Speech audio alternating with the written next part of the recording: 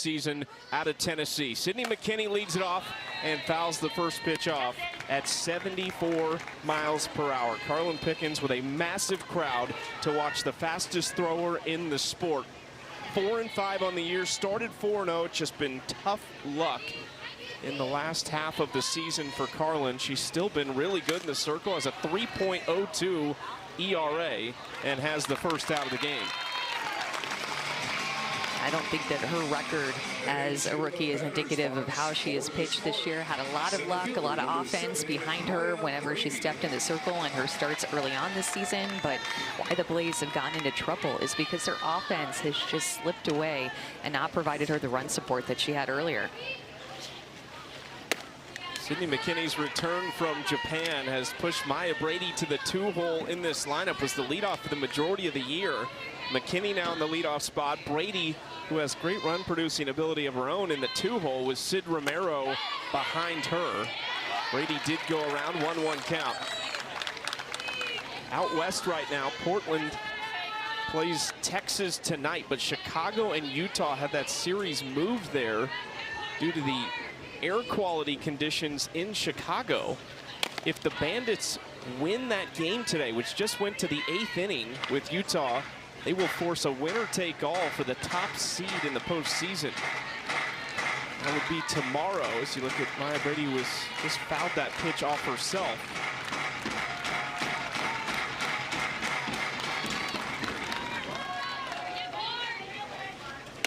Brady swing and a miss. 2 quick outs for Carlin Pickens.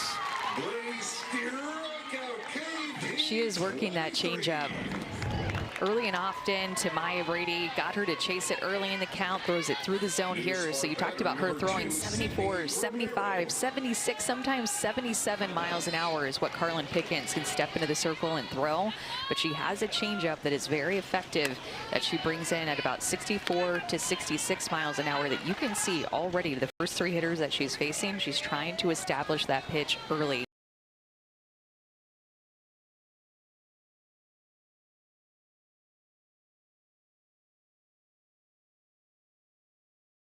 That last pitch to Sid Romero was a changeup.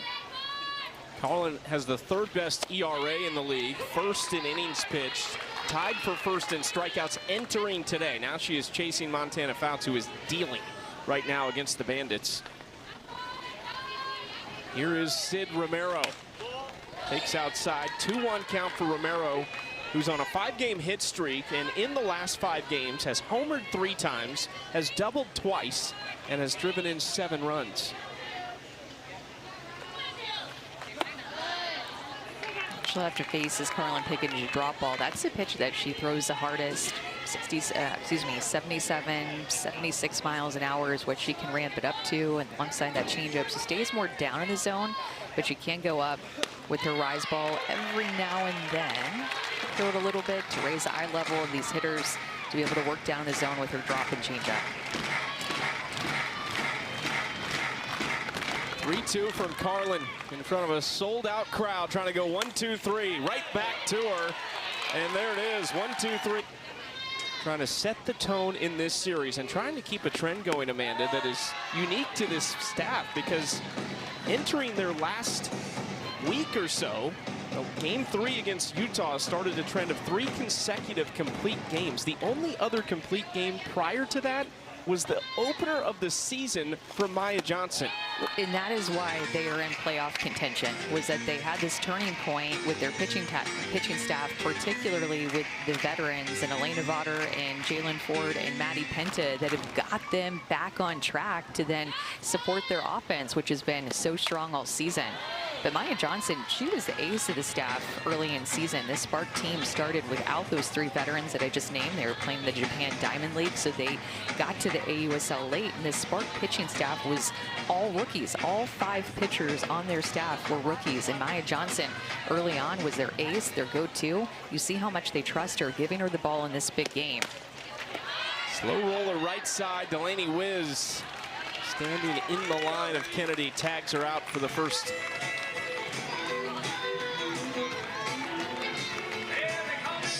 They have won 6 of their last 8 games, Oklahoma City has. Carolina has lost 8 in a row.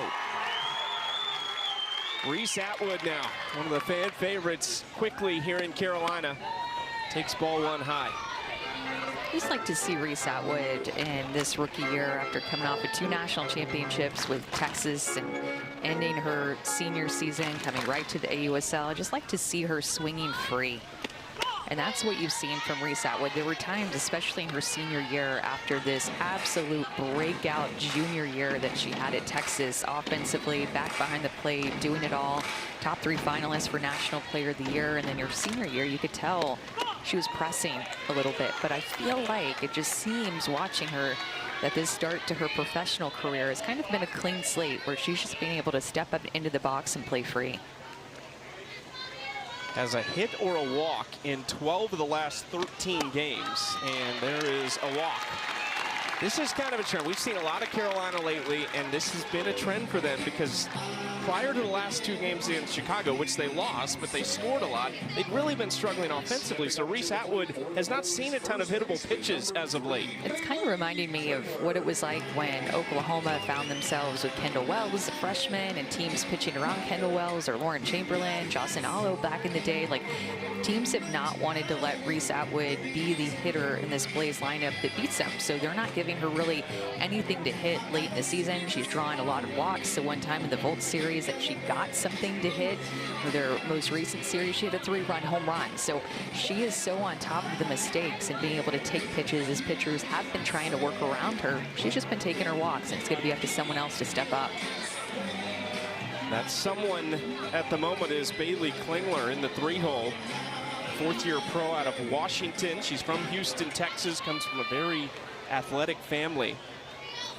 On a 4-game hit streak.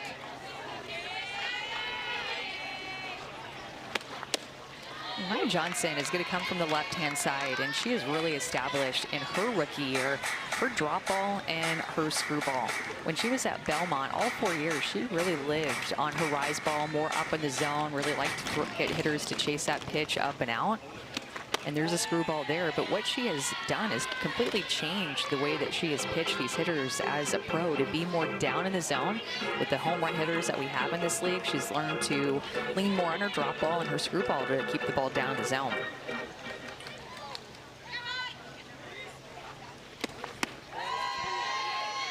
Low ball 2. Maya's had really a solid rookie season, a 4.33 ERA. She's thrown 42 innings pitched, and when you look at the whole body of work, she just had a massive workload from the start because they had 3 pitchers in Japan, Penta, Vaughter, and Jalen Ford. 5 rookies on staff. And Maya Johnson quickly became the leader of that group.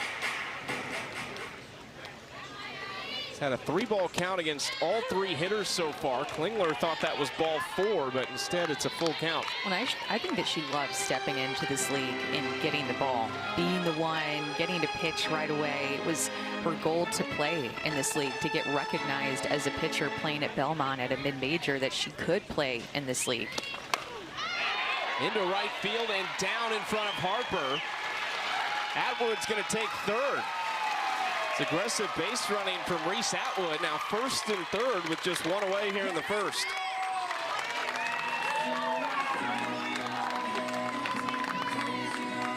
Reese Atwood knew as soon as this ball hit the ground, she had to wait to see as it was put in the air if anybody was going to get to it. And then she was sinking 3 all the way, getting herself from 1st to 3rd after that Bailey Klingler single. And Blaze are in business, but Reese Atwood knew exactly what she wanted to do.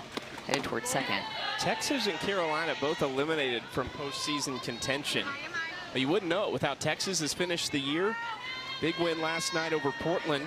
And then Carolina trying to play spoiler here today. Nothing is decided with a Carolina win today. It would just give the keys back to Portland. They would be in the driver's seat. A win tonight, if OKC loses this game and Portland's in, the playoffs would be set. Swing and a miss from Valerie Cagle in the 4 spot and playing right field today. Familiar with this field, not playing college ball here, but at Clemson in the ACC.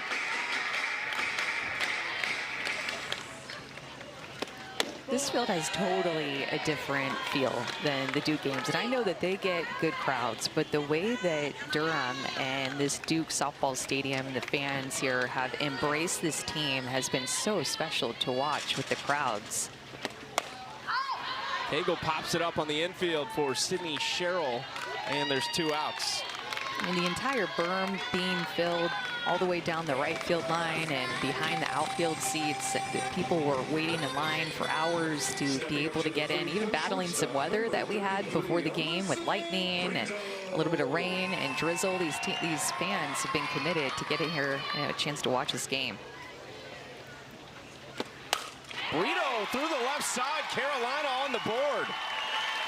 Alyssa Brito's had a bit of a quiet offensive year, but she jumped all over that first pitch. And look at how important that is that Reese Atwood got herself from first to third on the Bailey Klingler single, so that on a hard hit single like this, I don't know if Reese Atwood's able to score from second base because of what Brito put behind this. High exit velocity, 78 miles an hour, scores the first run of this game.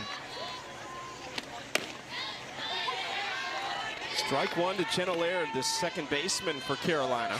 Just thinking about, Chucky, the pressure that Maya Johnson must feel entering into this game on the road, getting the ball in game 1 of the series. Going to happen later this evening in Portland, Oregon. We can tell you what's happening in Portland right now. Utah and Chicago playing there. Their series was moved there due to the air quality conditions in Chicago. That game currently tied 1-1 on ESPN. In the bottom of the 8th, and there are now 2 outs, and the winning run is at third base.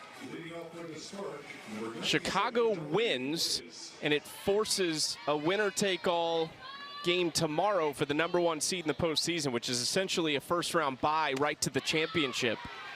If Utah wins, they are the #1 seed. Delaney Wiz leads it off in the second inning against Carlin Pickens and takes the first couple pitches 1-1.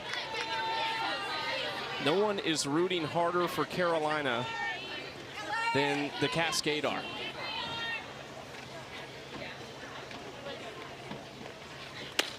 And no one will be a bigger fan of Texas tonight than Oklahoma City. Regardless of the result here, the Spark will be rooting very heavily for a team they beat twice in the midweek to keep their hopes alive. This is a very good Blaze team. I mean, at the beginning of July, they were in the hunt for a playoff spot. They were second in the standings. They were looking like they were in a position to be in College Station at the end of July. But then they've just gotten in this really difficult funk after a walk-off home run by Brielis against the Talons with Carlin Pickens pitching. Bounces up nicely to Brito. 1 out in the second. I don't know what it was about that moment, if it just happened to be a game that they lost in Utah where they were in position to win that game against the Talons, and all of a sudden Brielis hits that walk-off home run, and their entire season has changed since then. They have not been able to figure out a way to win. They have figured out a million different ways to lose games. But they're a really good team. Strike one to Amari Harper. They were 8-6 at that point that you're talking about. That was the beginning of July 4th. They were 8-6 in second place. Since that point, 8 consecutive losses. So many of those losses have come in heartbreaking fashion. 6 of the 8 on this losing streak are by 1 or 2 runs, including 5 in walk-off fashion. Chicago just walked it off against Utah in Portland. That means tomorrow's game between the Bandits and Talons is for the #1 seed. Oh my gosh. So exciting. Why is that important if you don't know the playoff format? The top 3 make it. 2 and 3 have to play each other in a 1-game play-in game 2 days before the championship starts in College Station. #1 seed just awaits the winner of that game in a best-of-3 series. Number 24, Sydney Sherrill.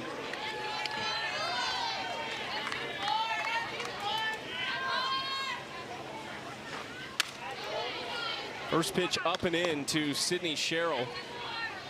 The final play in that Chicago game currently under review, so we'll keep you posted.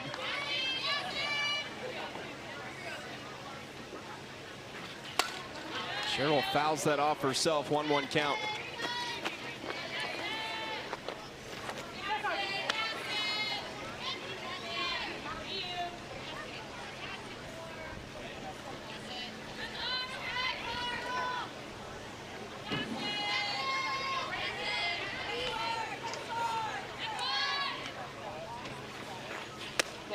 Inside on the 1-1 pitch. I like the way that Carlin Pickens is establishing her changeup already, and then also just the corners that she's hitting with their drop ball early in this game. I think the last few starts, or the last few appearances that she's had, when you look at her last 3 appearances, it's been 10 innings pitched, opponents hitting .325 off of her.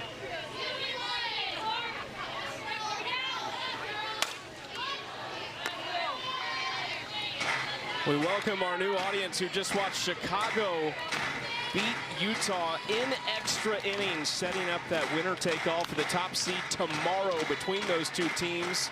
Alongside Amanda Scarborough and Anna Camden, I'm Chucky Kemp. We are here in Durham, North Carolina.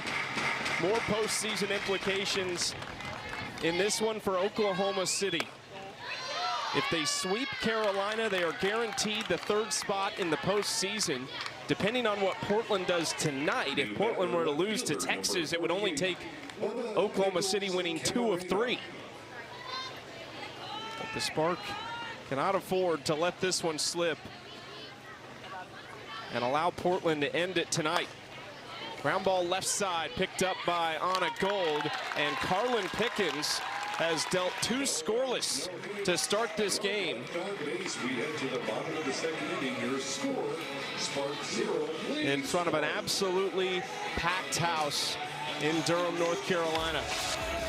So here's what it looks like. Chicago in front, but Utah would have the tiebreaker should they win tomorrow. So Bandits must win tomorrow to have the #1 seed. Top 3 make the postseason. You see Oklahoma City chasing Portland, but they have 1 extra game in hand to play.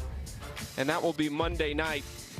How crazy would that be if that's for a spot in the postseason? Alongside Amanda Scarborough, I'm Chucky Kemp. This has been really an incredible finish. We did not have this last year as far as the drama goes at the very end, but Oklahoma City, Chicago, Utah, everybody feels like they're in it. Yeah, and the fact that it's coming down to 2 expansion teams fighting for that final spot in the playoffs, the Spark and Cascade, 2 new teams that we added to the AUSL to make it 6 teams this summer. We didn't have this feel last summer, but with adding the 2 teams and it coming down to the final regular season series, I mean, this is what we were hoping for at the beginning of the season, and it's exactly what we're getting. With more on Oklahoma City, let's go down to Anna Camden.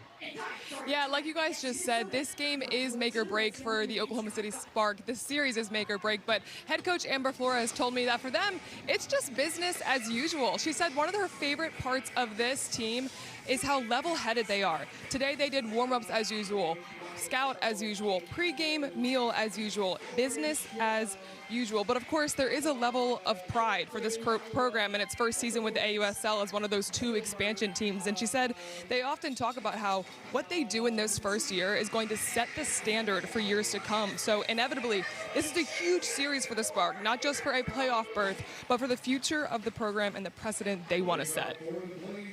And we've got a pitching matchup that fits it with Carlin Pickens and Maya Johnson. It's the #1 pick in Pickens against the #3 pick in Johnson. We actually saw this matchup briefly this year in the college level. Belmont played Tennessee. Pickens actually left that game early with an injury.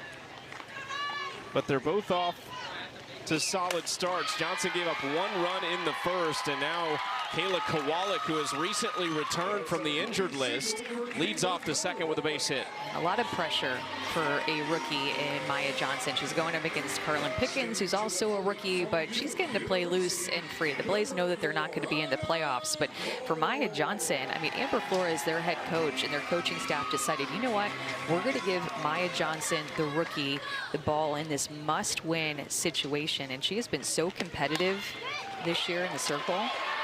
Gold lays down the bunt, and there was no chance to get her. And there's 2 on here in the second.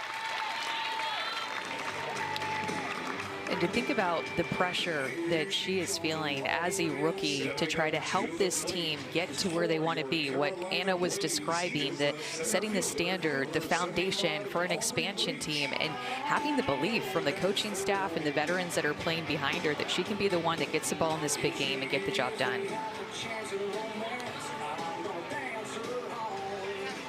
Umpires discussing something here. Amber Flores coming out of the dugout to talk to Alex Leap.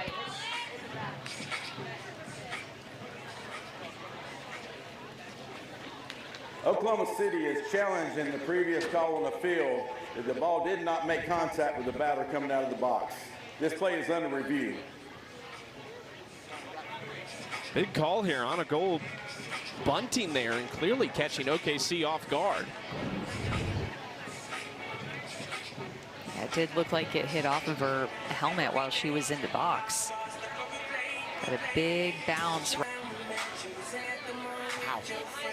Although I don't see, I mean, we have a really good shot, slow-mo camera there. I did not see the spin of the ball change at all when it went up by her helmet. But the first angle made it look like it did hit her helmet, but that angle with the ball not changing direction or spin, then maybe not.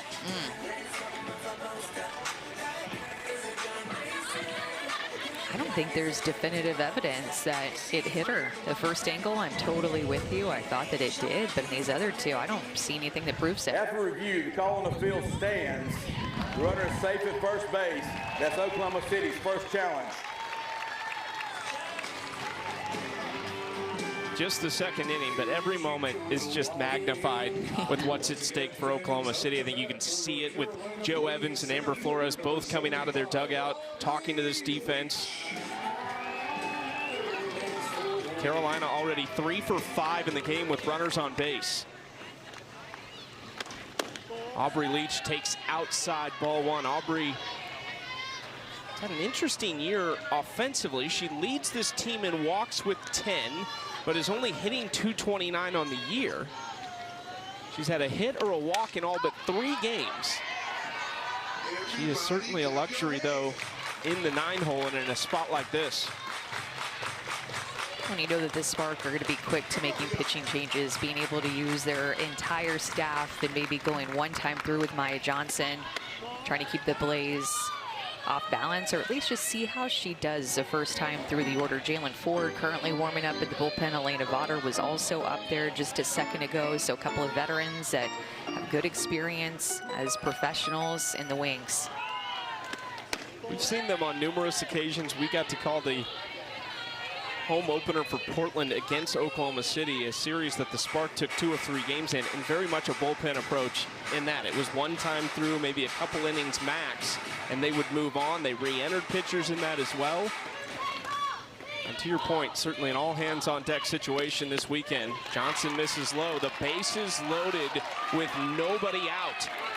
Well, the one thing that the Spark have in their back pocket is knowing that they have the offense that can score runs quickly. This Spark team leads the league in home runs. They are led offensively by 2 Hitter of the Year candidates, and Sydney Romero at shortstop and Maya Brady in center field.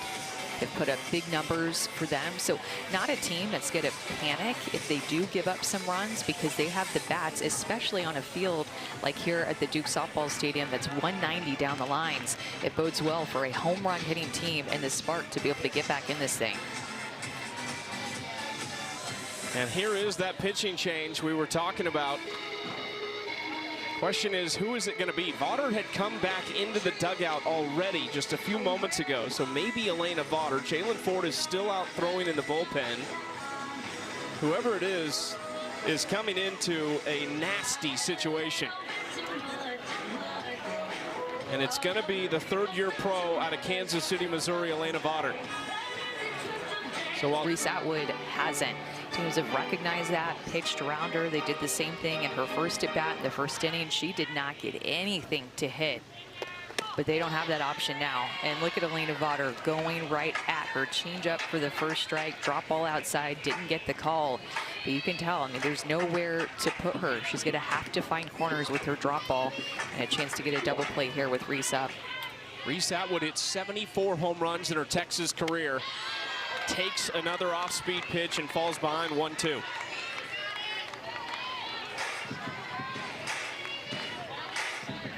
Two-time national champion, three-time All-American. Vaughter got her. How about that from Elena Vaughter? There's 2 outs. Talk about being ready for the moment. Elena Vaughter not getting the start, comes in a critical situation, season on the line, bases loaded, facing the top of the order. It does not get much tougher than this, but back-to-back strikeouts for Vaughter. Now she is just 1 out away from getting out of this inning. Here is Bailey Klingler, whose lone home run on the season was a grand slam in a comeback win over Oklahoma City. Well, there's actually going to be an action clock violation for that first, I'm not even going to say pitch, but first time, as now it's going to be a 2-0 count. She's only thrown 1 pitch, but there was a action clock violation called on her. Klingler ground ball scooped up by McKinney. Elena Vaughter comes in and slams the door shut. Both of them perfectly. Attacked the zone, worked her drop ball, threw strikes right away.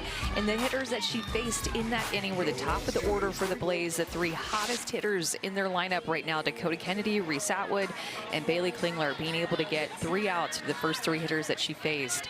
No more runs put on the board.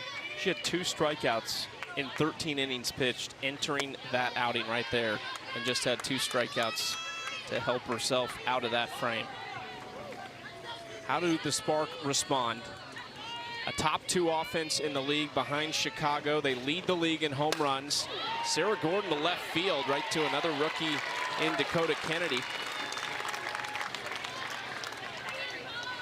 Trying to figure out Carlin Pickens' first time through. The hardest thrower in the league is going to be the rookie in Carlin Pickens, and one of the hardest throwers, if not the hardest thrower in the world. So trying to see how she's hitting her corners with her drop ball early in this game, and then how she's being able to mix speeds early too. And she hasn't been as sharp in her last 3 appearances. Hitters hitting over 300 off of her compared to the entire year, just 224. And I think maybe getting a little tired, maybe leaving her drop ball over the heart of the plate more, but doing a good job with her drop ball and locating it so far. All these walk-off losses that Carolina has experienced recently. Carlin was on the field as the pitcher for 3 straight. And we talked about it all last week when we had them against Texas, but it wasn't that she was really throwing that poorly. She was a little down from her numbers to start the year, but overall was still one of the top arms in the league. It was just a lot of bad luck. Now, he's talking about this with a friend, but just think about how probably fatigued these rookies are feeling at this point. Like Reese Atwood back behind the plate, like Carlin Pickens in the circle, like Maya Johnson, who started this game for the Spark. They have been playing softball since February. And it's one thing to play softball since February, but when you're going into your senior year, like all of these rookies did, you have more pressure on you. You're fighting to win a national championship. You are trying to be leaders on your team. You're soaking in every second of the final college season that you're going to have. And so then you quickly turn around. Most of these players playing at the Women's College World Series and immediately come and play in the AUSL 5 to 7 days after your senior season ended. I mean, I'm kind of thinking that maybe Carlin Pickens and probably all the rookies are a little fatigued and just kind of running on adrenaline, knowing that the end of the season is near. 3-2 pitch to Grace Jenkins. And it's the end of the season is near, but the end of their softball summer is not near, because Carlin, Reese, a number of these athletes across the league will also suit it up in the red, white, and blue. A couple of events and a couple different Team USAs this year. Carlin and Reese will not be on the same team. There's another strikeout for Pickens, her 3rd. Yeah, she's had 1 in every inning, a strikeout in each of the innings that she's thrown. She'll face the top of the lineup now, getting a chase by Grace Jenkins on that drop ball outside, well out of the zone.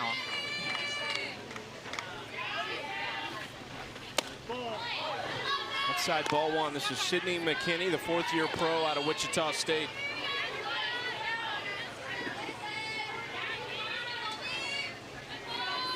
We welcome you to Durham, North Carolina. Big day for Oklahoma City. a win, and they guarantee they have an opportunity over the next couple days to make the postseason. A loss in Portland later today against Texas could finish off the playoffs. They could clinch that third spot. Chicago and Utah at the top of the standings alongside Amanda Scarborough and Anna Camden. I'm Chucky Kemp.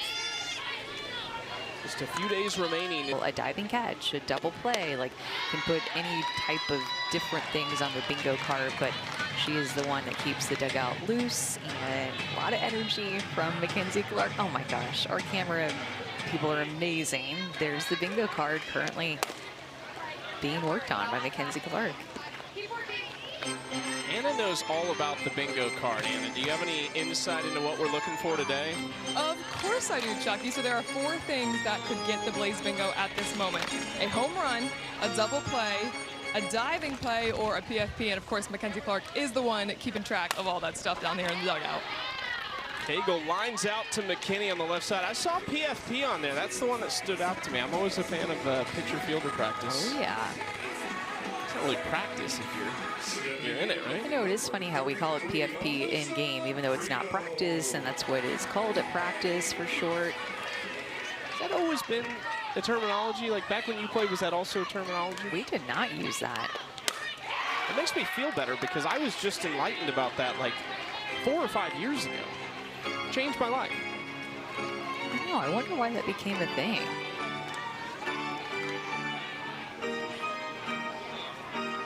Alyssa Brito 1 for 1 in the game. She delivered the only run, an RBI single in the left field on the first pitch she saw. Swung first pitch here against Elena Vaughter, so you feel like there's a pretty concerted effort for Brito to be aggressive at the plate in this game. Now a 1-1 from Vaughter. Off speed and a spinner left side. Sid Romero, low throw, and I don't know that it would have got Brito anyway. We'll see how they rule it.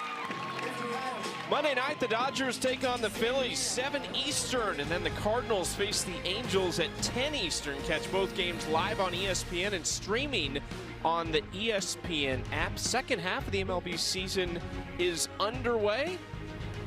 You'd see the home run derby champ, Jordan Walker, take on the Angels in that Cardinals-Angels game. And Shohei, he's pretty good for the Dodgers. I've heard about him. Yeah. That did go down as an infield single for Alyssa Brito, so a 2-hit game for her.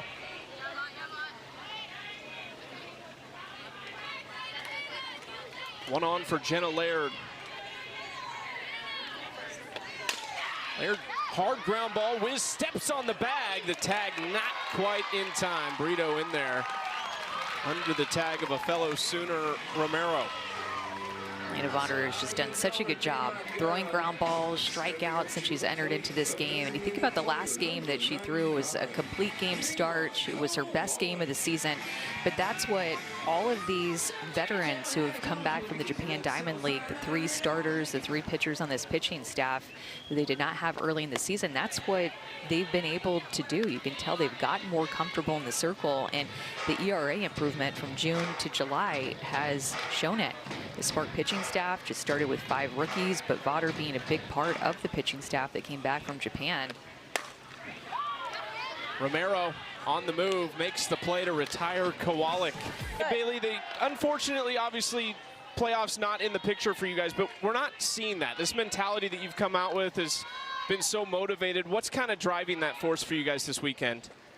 I think really it's just building our organization and what we want to stand for, you know, like when we know we're not going to have a playoff run, like we get to choose what kind of team we want to be, the team that kind of rolls over and says it doesn't matter, or do we want to get closer to our goal of just being the best versions of ourselves and kind of defining that. So we're just trying to be better every pitch, every game, and lean on one another.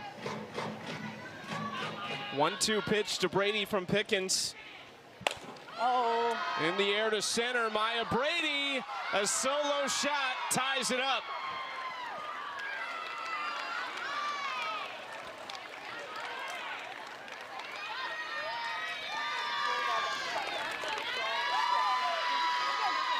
Yeah, car. Yeah, car.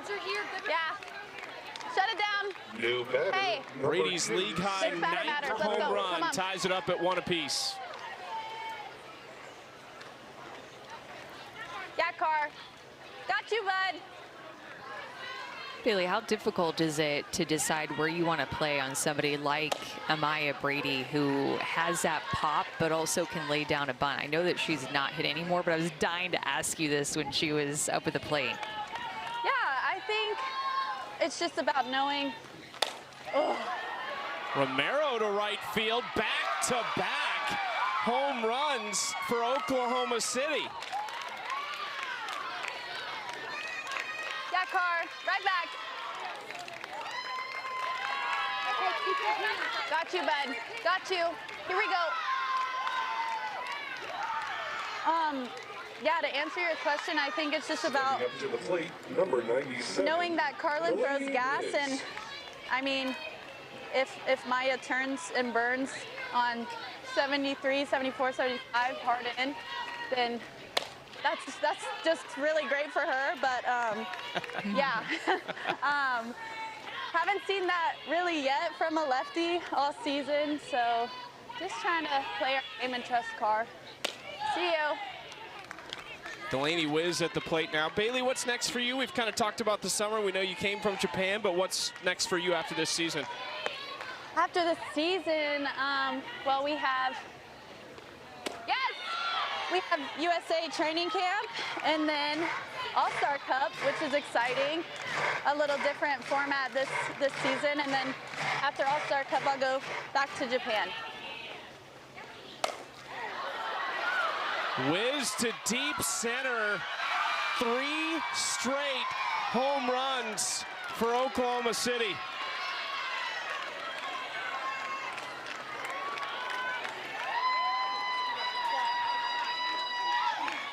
Yeah, Carr. We appreciate the time from Bailey Klingler. Oklahoma City just interrupting our conversation with an absolutely game-changing inning. I mean, the difference in this inning, we talked about why Carlin Pickens had been successful early. It was because she was putting her drop ball on the corners of the plate. The drop ball to Romero, the drop ball to Wiz, those were the last 2 home runs, were right over the heart of the plate. And Spark leads the AUSL in home runs, especially these top 4 hitters in their lineup. 5, you could put Amari Harper in there as well with her home run power as a rookie. I mean, they have this power in the top of their lineup. You cannot miss over the plate, especially when you're a hard thrower like Carlin Pickens throwing 74 miles an hour. Anna Camden has a couple of the home run hitters in the dugout. Yeah, you guys have just completely come on fire. What did you see on that pitch? I was honestly just trying to put a good swing to a good pitch. We know with Carlin, she's going to attack the zone. She's a competitor, so just trying to get a good swing off. It's no secret what's at stake here, Maya. How important is each at-bat? Each at-bat is super important, I think, but doing it together is what's most important for us. I think something that we've emphasized all year is, like, it doesn't matter what result we get, but as long as we fight hard for 7 innings. And obviously we're fighting against a great team, talented pitching staff, and great hitters. So I think just doing it together and fighting for, you know, a couple more days together. Thanks, guys. Enjoy. Back to you guys. 21 home runs in the last 11 games for Oklahoma City. They've hit a league high 37 on the year. They didn't have a hit entering this inning. They had 1 base runner. It was a walk back in the 2nd inning, and they hit back-to-back-to-back home runs. And Amari Harper would love to continue that trend. She has actually homered in each of the last 2 games. That's what I was talking about. We're used to talking 1 through 4 in this Spark lineup with some pop, but you have to throw Amari Harper, who just struck out, into the mix too with the pop that she's shown as a rookie, especially as of late. But I think the thing that hurts, those back-to-back-to-back home runs all came on pitchers' counts for Carlin Pickens. Maya Brady, 1-2 count. Sid Romero, 0-1 count. Delaney Wiz, 1-2 count. You just can't do that against aggressive hitters. They're going to be looking to hit with 2 strikes.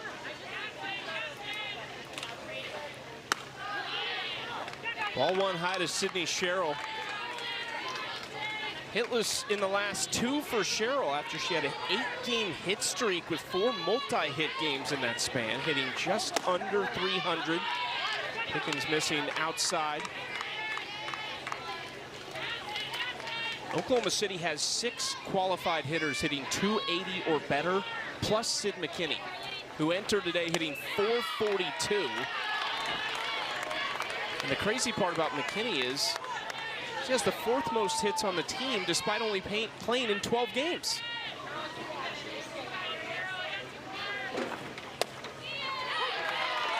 In the span of about 3 minutes, the playoff picture just completely changed. Not in the sense of wins and losses, but for 3 innings there, Portland kind of felt like, okay, maybe we will have an opportunity to end this tonight. And all of a sudden, here comes Oklahoma City.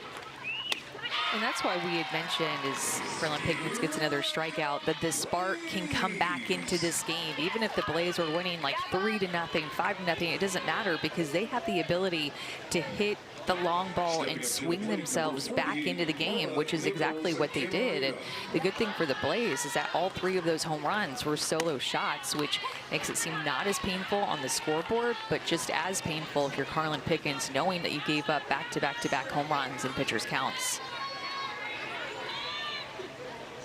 0-1 pitch to Bubba Nichols Camarena, strike 2. For our audience on ESPN, you're going to go to Las Vegas for the NBA Summer League Challenge at 5. In that last inning.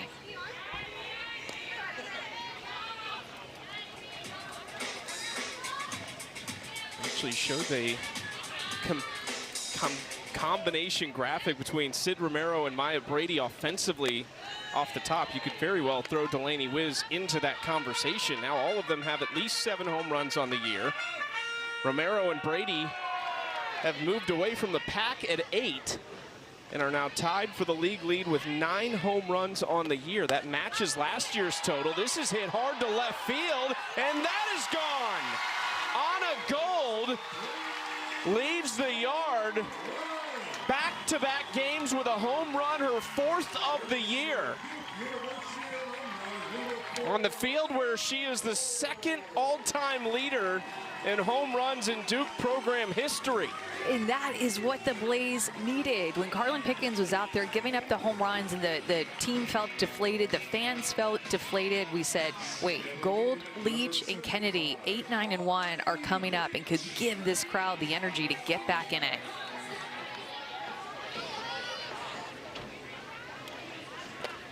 Now Aubrey Leach essentially in the spot she's been in all year in a leadoff situation. Nobody on base. And nobody out for Aubrey Leach.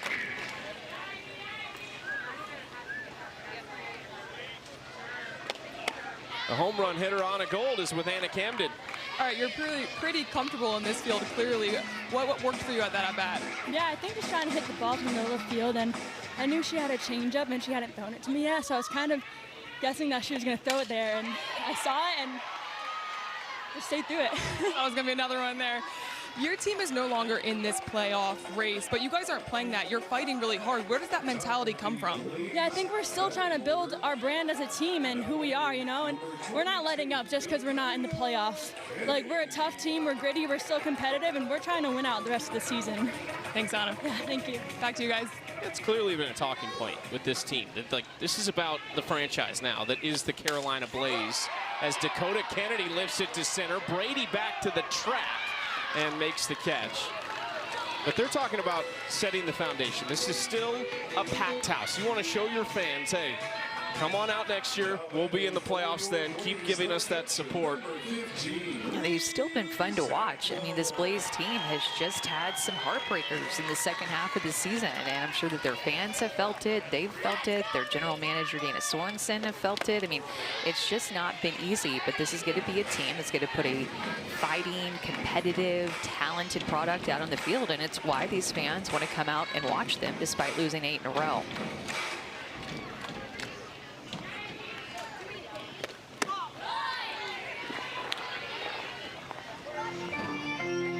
Reese Atwood trying to give her general manager sitting in the middle there, Dana Sorensen, something to get on her feet about and tie this game.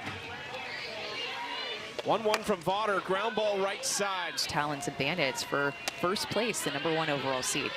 Who gets a bye. Does not have to play that play-in game that the 2 and 3 seed have to play to get to the 3-game series. We do have a new pitcher. Carolyn Pickens exits after 4 innings. Gave up the 3 runs, 3 solo shots back to back to back last inning, but she was lights out. She had a no-hitter through 3. The last inning was tough with the 3 home runs and the back-to-back strikeouts after it. So a little bit of everything for Carlin Pickens was felt, but the lead was surrendered. And Keilani Ricketts, the veteran, will enter into this game for the rookie. Keilani's numbers, ERA just over 4 on the year, 2-5 record, gets Jenkins on strikes. Not just obviously the left-hander versus the right-hander and the differences, but Keilani is such a unique delivery compared to Carlin Pickens. Yeah, just so different. And I think that her unique release, with the way that she gets to her release point, it hides the ball, especially from left-handed hitters, but right-handed hitters alike. And like that last pitch that she struck out Jenkins on had 10 inches down of vertical break. So if it's kind of hidden at the release point and it's breaking almost a foot down, lefty on lefty matchup, that's going to be tough to get your barrel to. This is back to the top of the order. Sydney McKinney and Maya Brady due up next to face Ricketts. Keilani enters at a spot where she will face the 3 consecutive lefties before Sid Romero and Delaney Wiz. 0-2 to McKinney. Just misses outside. Not heard anything to think that Keilani Ricketts would not return next year, and if she does, that would be her 15th professional season. Finished her college career at Oklahoma as a back-to-back USA Softball Player of the Year in 2012 and 2013. She was the first player in Oklahoma history to win that award. And she has just been so consistent and reliable. They have leaned on her a lot in relief. They trust her in high leverage moments. They trust her to follow, because she is so unique, to follow a lot of the other pitchers on their pitching staff, because it gives such a different look. Popped up, easy out for Anna Gold in foul territory. 2 away for Ricketts.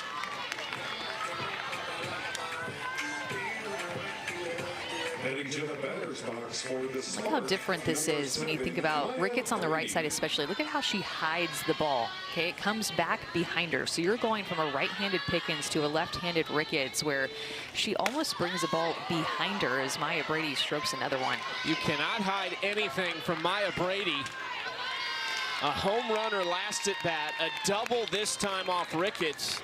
And Oklahoma City, an offense that is one of the best in the business with 2 outs, is back at it again. Number 2, Sydney. And then Maya Brady looking early in the count. Look at her stay on this pitch that is moving low and away from her. That is still a little bit off the end of her bat. Chucky, that exit velocity was 80 miles an hour on a pitcher's pitch moving away from her. She barreled it up to the right side. She is just different. Despite Oklahoma City leading this game 3-2, this is the first time they've had a runner in scoring position, and we are in the 5th. Sid Romero, the second of those back-to-back-to-back home runs. Takes a mighty hack at that and fouls it out of play.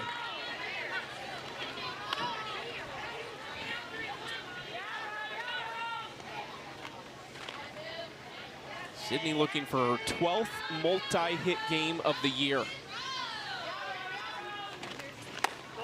The year that she has put together offensively, and then what she's done defensively too at shortstop, has been a special, special year for her, and why she's going to be a hitter of the year candidate with her teammate at second base, Maya Brady. That gets Romero, so she does reach for the second time. Oklahoma City back-to-back base runners with 2 outs. Now batting, first baseman number 97, Delaney Wiz. 3rd time in AUSL history a team has gone back-to-back-to-back home runs. Delaney Wiz to left, Kennedy goes back, and she makes the catch. And that was the conversation with Amber Flores about a pitch clock violation we saw earlier in this game on Elena Vaughter.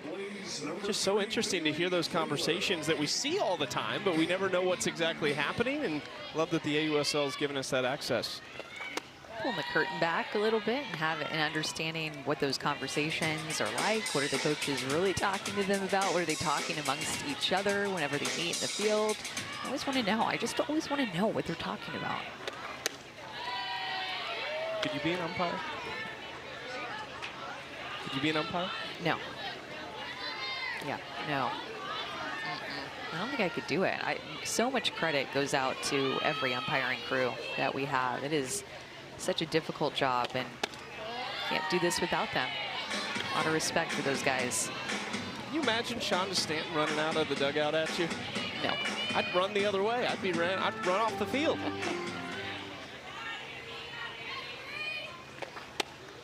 There's strike one. Shonda, the head coach of the Chicago Bandits, has been an excellent addition, as have all the coaches this year. All new head coaches in the league. Amber Flores actually has been the Oklahoma City head coach since the franchise's inception a few years ago. But this being their first year in the AUSL, so her first taste of it as well, as Bailey Klingler leads off the 5th inning with a base hit.